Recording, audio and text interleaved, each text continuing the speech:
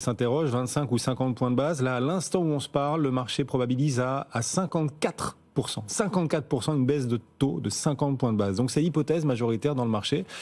Si bien que si la Fed ne fait que 25, le marché pourrait s'en trouver déçu. Il va falloir rester attentif à tout ça, bien évidemment. Romain Daubry est avec nous depuis Bourse Direct. Bonjour Romain. Justement, Bonjour. comment vous les sentez, les forces en présence dans le marché avant la Fed ?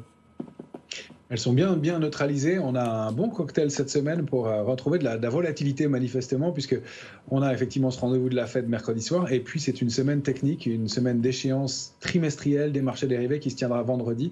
Et donc c'est une échéance majeure des 4 sorcières. Donc ça n'est pas la garantie d'un retour de volatilité, mais on sait au cours de ces semaines-là que si on enfonce ou si on déborde des niveaux techniques, eh bien les mouvements peuvent être amplifiés. Or, eh bien, les opérateurs ont bien identifié ces seuils et pour l'instant, les cotations se resserrent.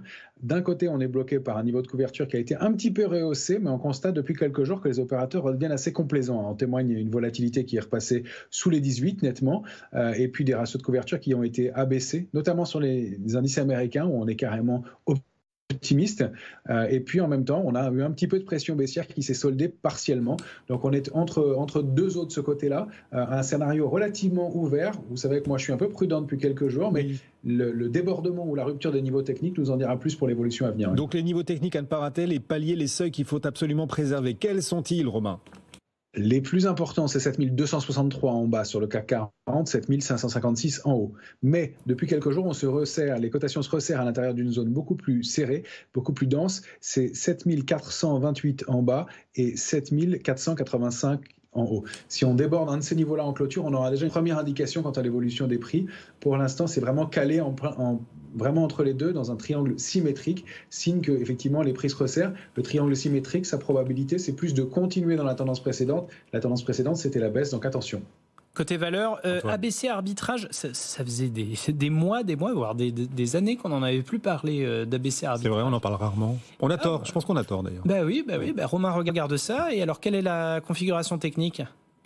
Eh ben, j'ai creusé pour ABC Arbitrage, en effet. Ça fait longtemps qu'elle baisse, que ce titre baisse. Il faut rappeler qu'il a baissé aussi pour un aspect technique qui était une surpondération parmi des ETF. Et donc, la sortie de certains indices lui a valu une obligation et une baisse technique, on va dire. Mais le titre a arrêté de baisser au-delà d'un support majeur à 3,55 depuis le mois de février dernier. Donc, il reconstruit doucement.